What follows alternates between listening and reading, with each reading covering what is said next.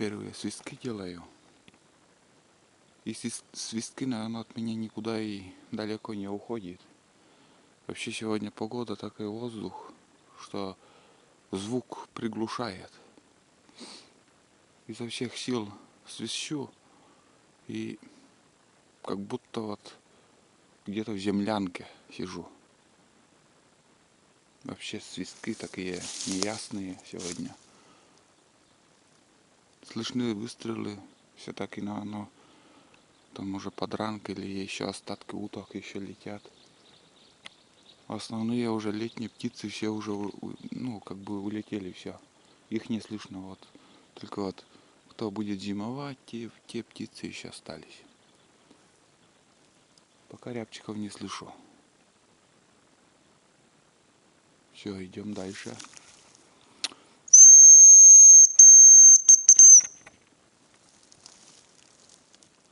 Не отзываются. Первые следы за этот год вот по первому снегу. Вот. Я как смотрю, здесь пробежала кошка. Кошка. Куница-то есть. Я имею в виду куницу. Куда-то в ту сторону ушла. И им сейчас приятно ходить по первому снегу. Вот еще. Но это не сегодня, а вчера вот это ходили. И на вчерашний след еще вот немножко, чуть-чуть выпал сегодня ночью. Ну, звери есть, ходят. Так куница.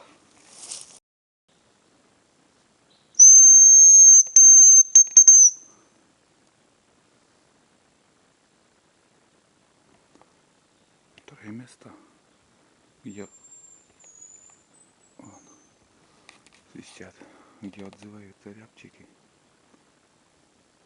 Так свистят, но не подлетают.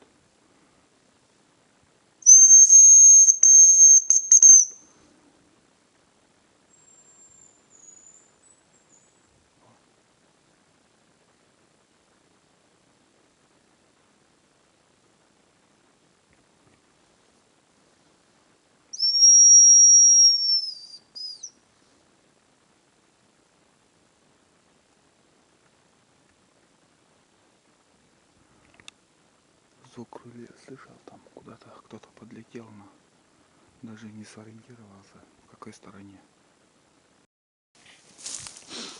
Долго на нервы играл.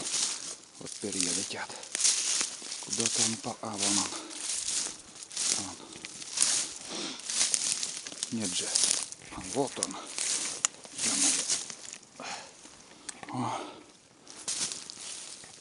А вот на эту сосну. Сейчас сперва он туда подлетел. Потом круг сделал. И по-новому подлетел. В общем, добыл вам и одного. Наконец-то. С почином. Еще были свистки там. Но так и не подошли. Вот этот холмик возле елки там стоит.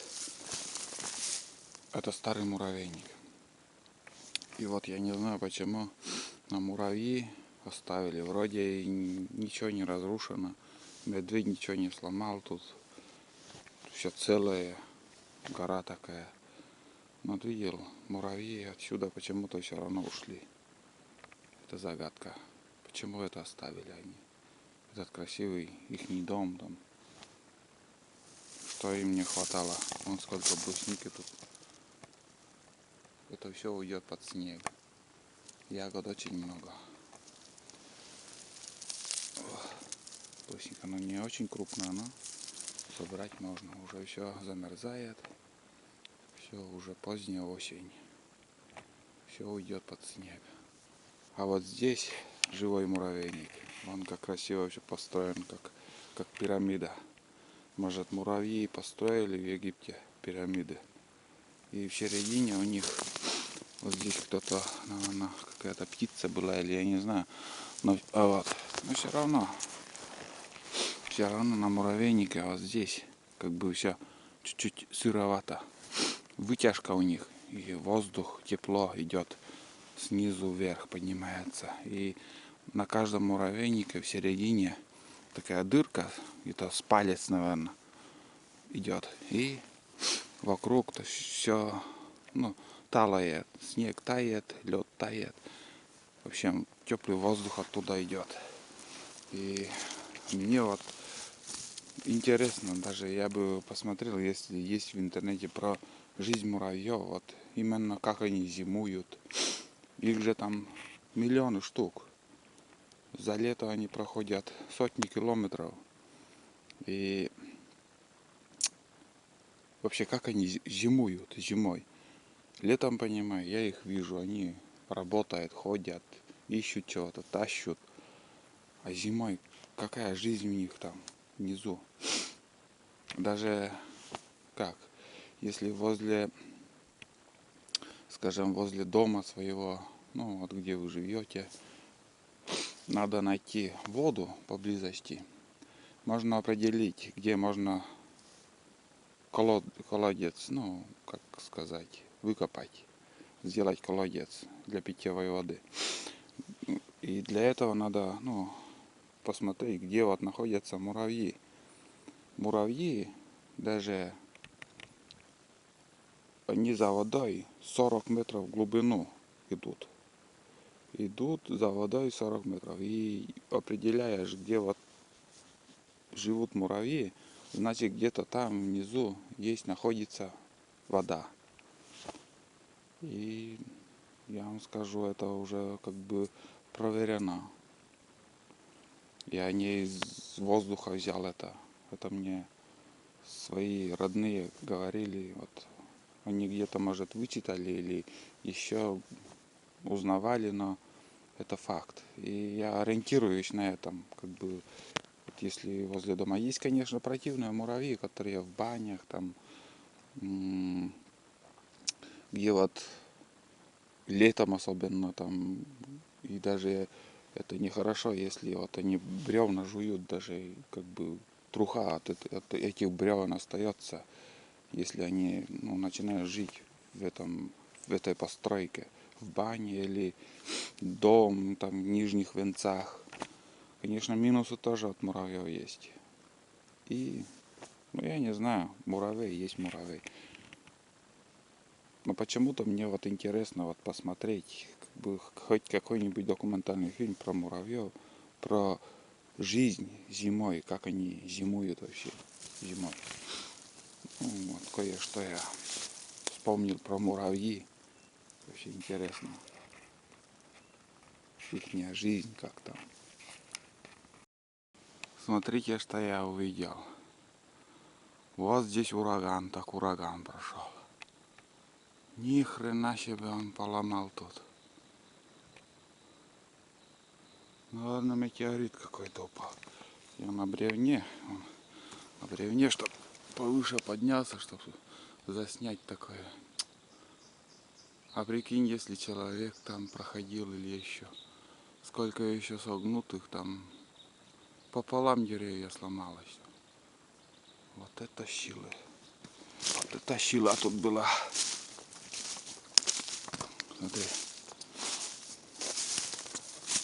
Немножко трухлявая, но все равно вон вековые елки тут с корнями, все переломал тут.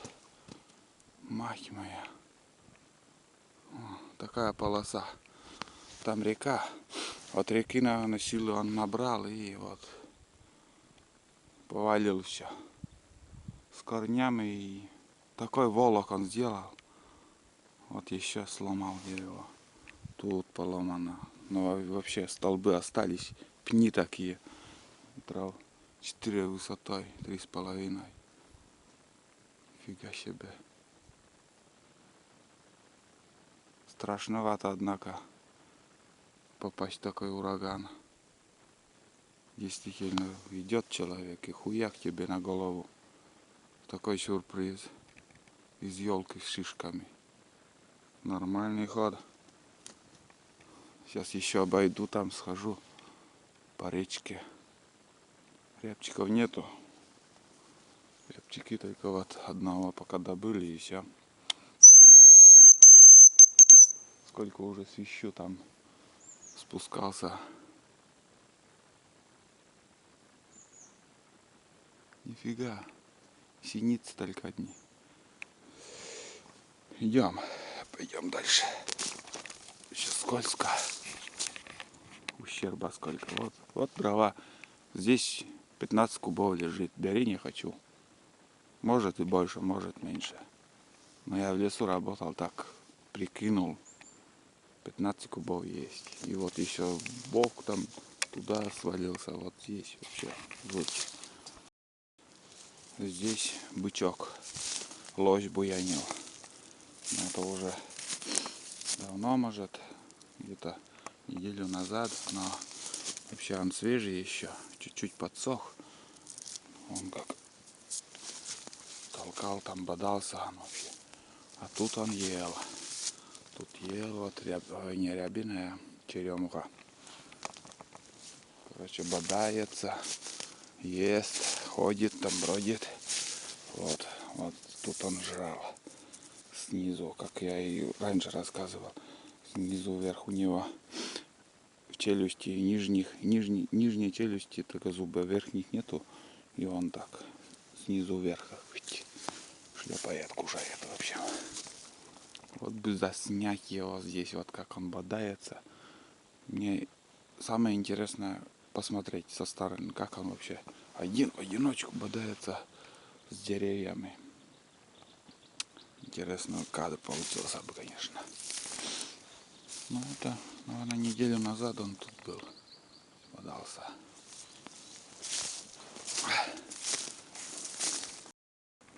В общем, подлетел рябчик. Метров 60, наверное, от меня.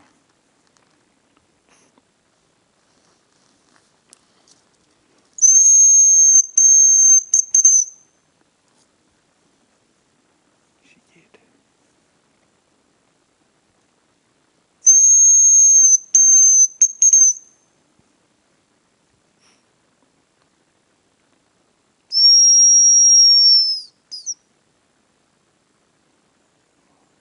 Сейчас прилетит.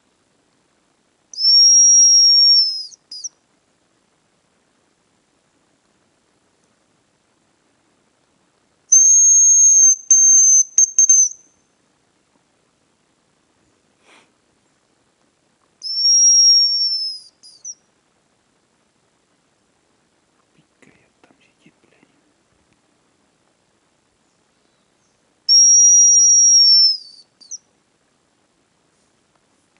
Вон, вижу его.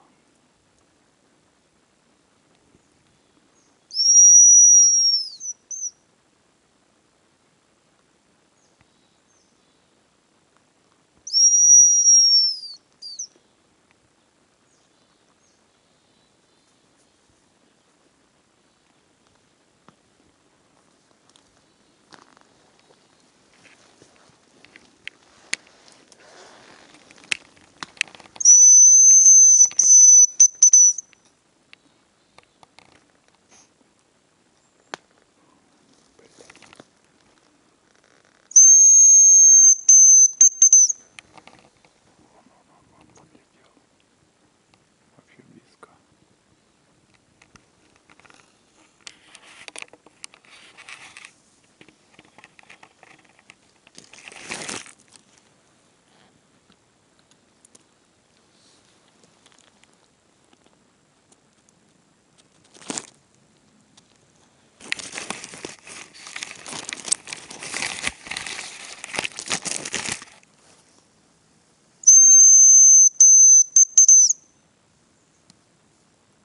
За деревом сидит, блядь.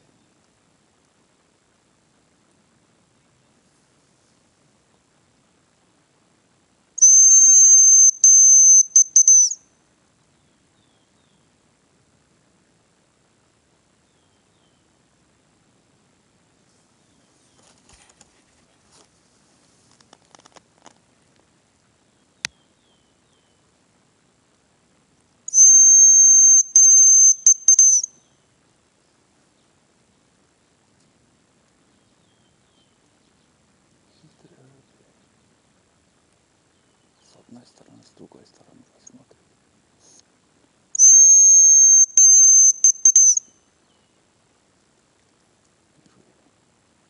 Подстрелил я этого рябчика. И куда-то метров 70, наверное, примерно улетел от меня. Не знаю, сейчас постараемся найти. В общем, куда-то сюда она улетела.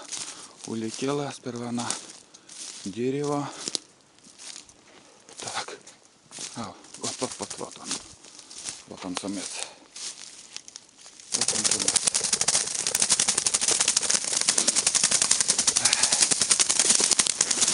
Так бывает. Так мучительно они умирают, но такова жизнь. Все, добыли его. Одиночка. Один только свистел, больше никого. Долго, конечно, мы свистели. Один раз подлетал, потом обратно улетел, потом опять подлетел. Подлетел, сел на березу и там по-своему что-то пикает и почки стал жевать.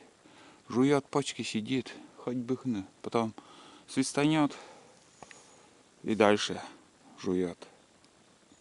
Ну, вот такая судьба у него. Что поделать.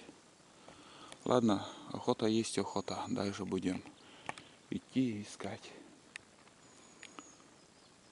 Но рябчиков мало. Но они уже перешли на почки. Как-то неинтересно и отзываются. В общем, охота продолжается. Воздух идет на потепление. Холода вроде отошли. И пасмурно на улице. Река ведет себя спокойно. Мелководье в этом году. Льда еще не будет, не скоро. Я как думаю, там отметки выдры. Выдры отмечает там. Где-то метр выше от уровня воды. Значит, вода еще будет прибывать.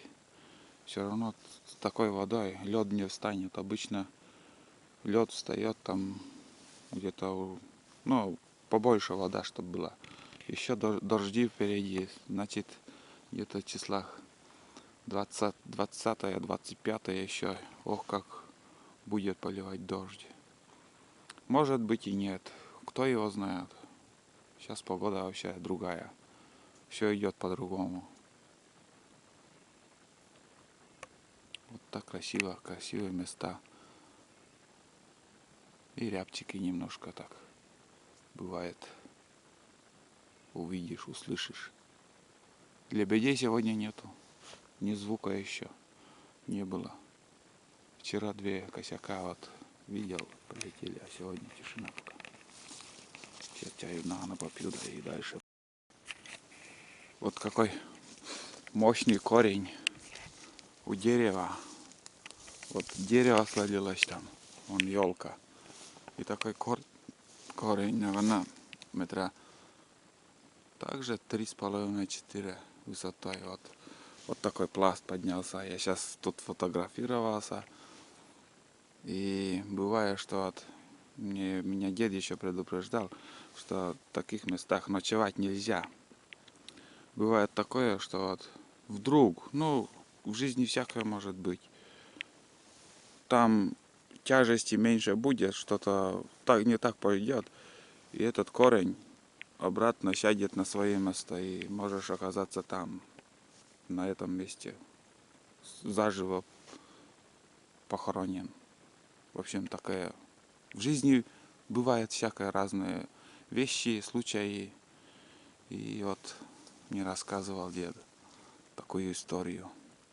В общем, бывает так, что этот корень может сесть на свое место и можешь оказаться там. А я на свой страх и риск. Как бы это все свежее еще. И елка недавно в этом году это свалилась. И сфотографировался тут. В общем, конечно, интересно он как высоко все. Как ущелье. И вот корни. Корни вот такие могучие. У елки они такие, а ну, как бы вшире идут корни. А у сосна идет вниз. Как бы корни в куче и вниз идут. А вот елка, ну, шире идут. И вот такой пласт бабахнул. И тут натоптано все. Лосиные старые следы. Здесь, наверное, от комаров, может, или еще, или просто на песке стояли, что-то думали. Вот такое может быть корень елки. В общем, сижу, отдыхаю, пью чай. Маленький термос сегодня, вот такой пол-литровый термос. И не знаю, там снимает, нет. И розовый чай, как обычно. Розовый чай. Вон крепкий такой получился. И сушки. Многим мне нравится, когда я пью чай. Не стараюсь уже сейчас. Как бы меньше показываю, как я отдыхаю. Как я пью чай. А хотя мне нравится отдохнуть.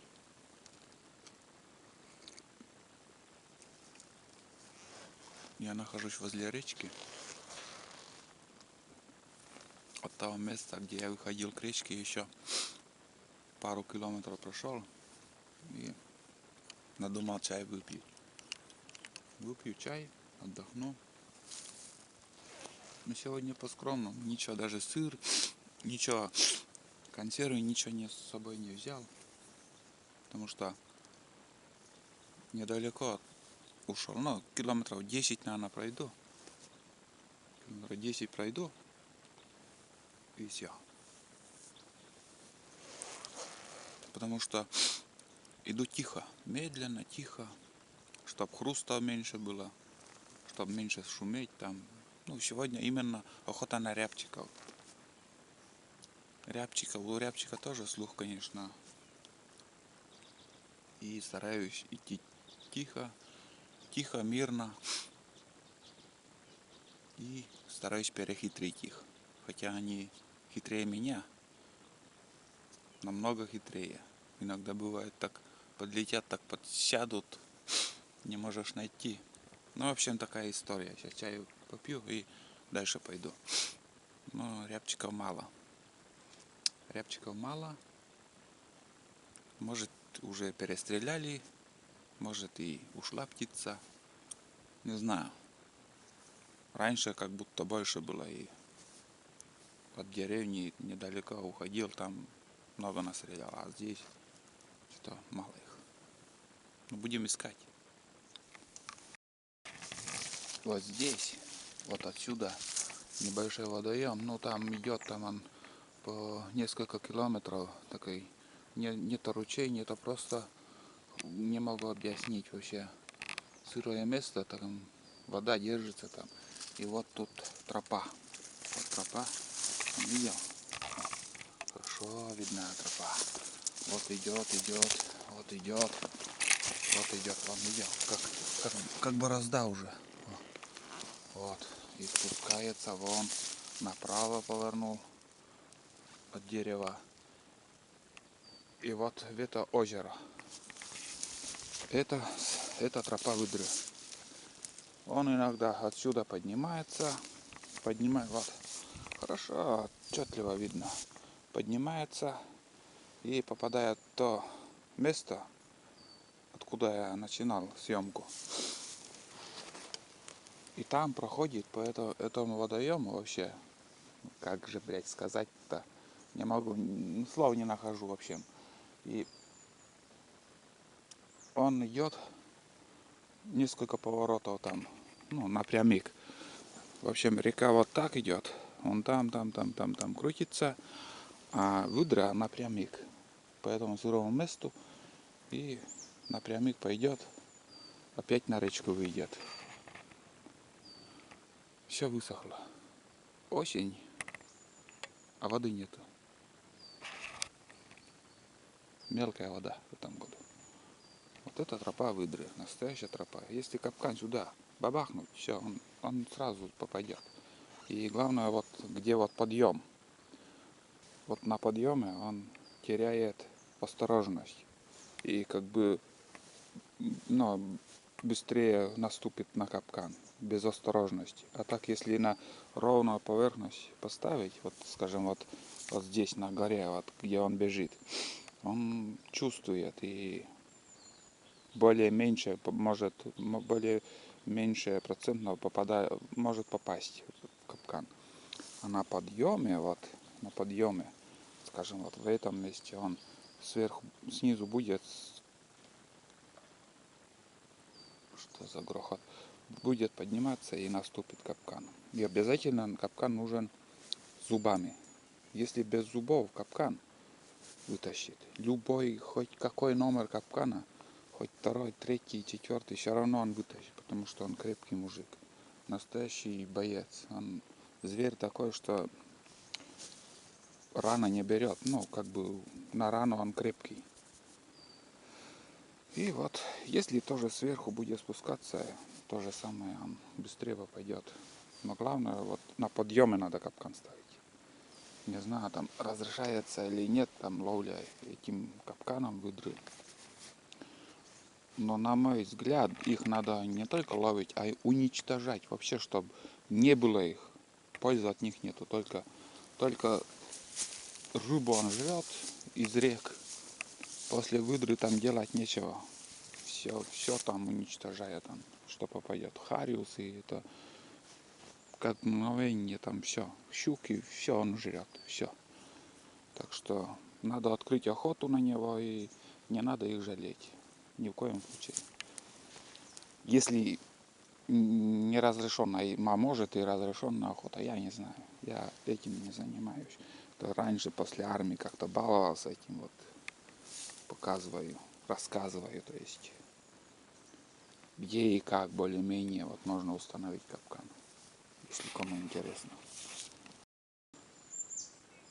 Отозвались рябчики, штук 5 там на ванне. Там один, там еще несколько штук. И смотрите, какая чаща. Видимо, там вон видны рябины. Там внутри как бы рябина есть. Вон, сидят, свистят, но не подходят.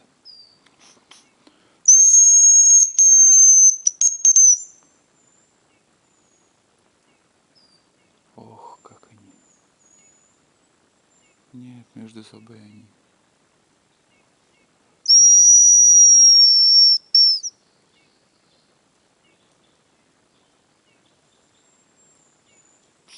И начинается уже мелкий моросит, так моросит мелкий дождь.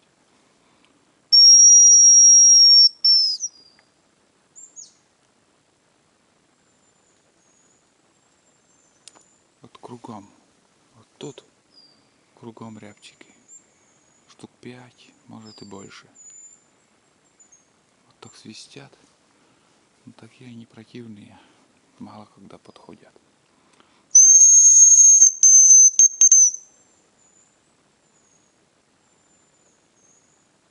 Им нравится вот так сидеть и пищать. Но бойцов нету, не подходят.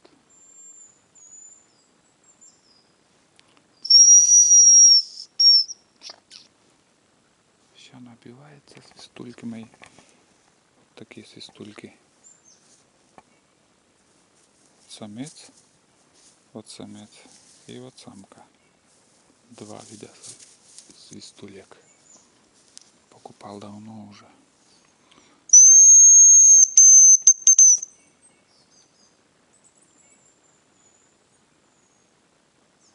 Не, бесполезно. Не, вот там самка еще. Не хотят драться. На бой не идут. Пойду дальше.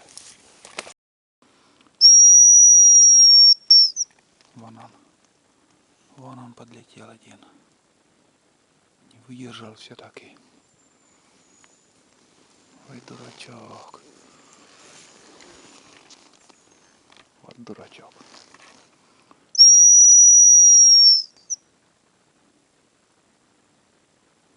Вон на березе там. метра 50. Не видно. Но все подтягиваются. Подтягиваются потихоньку.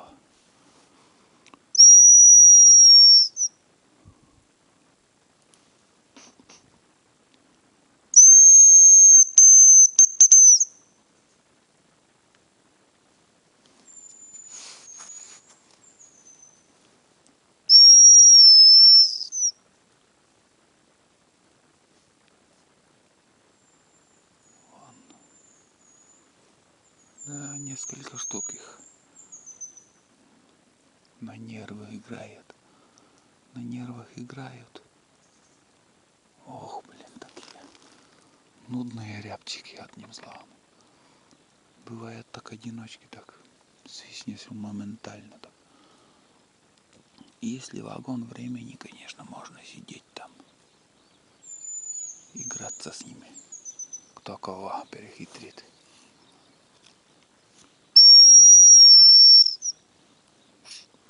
Нет, они почки там на брюхе, бля, хавают. 6 тонн. Ладно. В общем, подошел я до рябчика. Он, не знаю, на камеру там видно, нет. Прям подо мной. Почки жрет, блядь.